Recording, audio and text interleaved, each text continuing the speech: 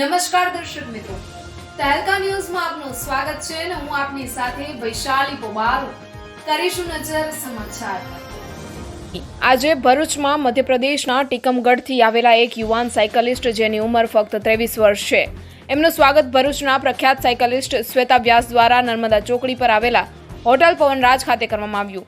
અમન સોની ભૂતકાળમાં 4 વર્ષ એક્ટર અને મોડલનું કામ કરતા હતા। અમન સોની છેલ્લા 6 મહિનાથી 4 ધામ અને 12 જ્યોતિર્લિંગની યાત્રા કરી રહ્યા છે અને ગુજરાત એમનું 10મું રાજ્ય છે। અમન સોની અત્યાર સુધીમાં જ્વાલાદેવી, સોમનાથ, નાગેશ્વર, દ્વારિકાધીશ અને ઓમકારેશ્વર, ઉજ્જૈન, કેંચીધામ, કરોલી, વૈષ્ણોદેવી અને કેદારનાથ, અમૃતસર, નૈના દેવી, જ્વાલાદેવીના દર્શન કરી ચૂક્યા છે। આ સાયકલ પર જ અમન સોનીનો આ યાત્રા કરવાનો ઉદ્દેશ એ છે કે જેટલા પણ પૈસા એમની આ યાત્રામાં ભેગા થશે એનાથી એ જાતે ગૌશાળાનું નિર્માણ કરવા માંગે છે। રિપોર્ટર રવિ સૈયદ, તહેલકા ન્યૂઝ, ભરૂચ।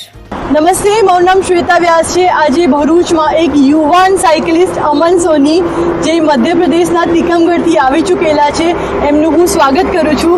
અમન સોની છેલ્લા 4 વર્ષ સુધી એક્ટર અને મોડલનું મુંબઈમાં કામ કરી ચૂક્યા છે અને ભગવાને એમને આ જ્યોતિર્લિંગની યાત્રા કરવાની પ્રેરણા આપી અને એ સાયકલ યાત્રા પર 4 ધામ અને 12 જ્યોતિર્લિંગના દર્શન કરવા માટે નીકળ્યા છે। તો આપણે અમન સોનીને કહીએ કે આપણને એમની આ યાત્રા વિશે જણાવે। मैं जो मेरी लाइफ थी वो अलग थी, लेकिन अब जो लाइफ है जिसमें मैं 12 ज्योतिर्लिंग कर रहा हूँ और 12 ज्योतिर्लिंग में से मेरे 5 ज्योतिर्लिंग हो चुके हैं, केदारनाथ, सोमनाथ, नागेश्वर, ओमकारेश्वर और आपका उज्जैन, महाकाल। तो ये सारी यात्रा मैं कर चुका हूँ और द्वारकाधीश। अभी मैं भरूच पहुँचा तो मैम से मिला, बहुत अच्छा लगा मैम से मिलके।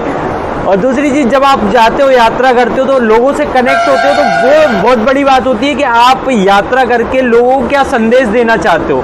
तो मेरा जो मोटिव है, जैसे आपको पता है कि गाय की सेवा पूरा भारत कर रहा है, लेकिन नंदी महाराज की सेवा करने के लिए लोग पीछे हटते हैं क्योंकि वहाँ से कुछ उनको प्राप्त नहीं होता है।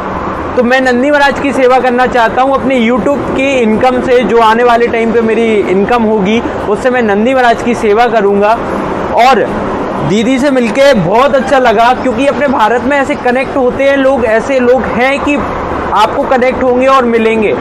और बाकी मैं रात में यहाँ पे रुका था पवनराज होटल पे, तो बहुत अच्छा लगा। यहाँ पे गुजरात में तो आपको पता है कि बहुत सारा प्यार मिलता है। तो ऐसे ही धन्यवाद। धन्यवाद। जय श्री महाकाल।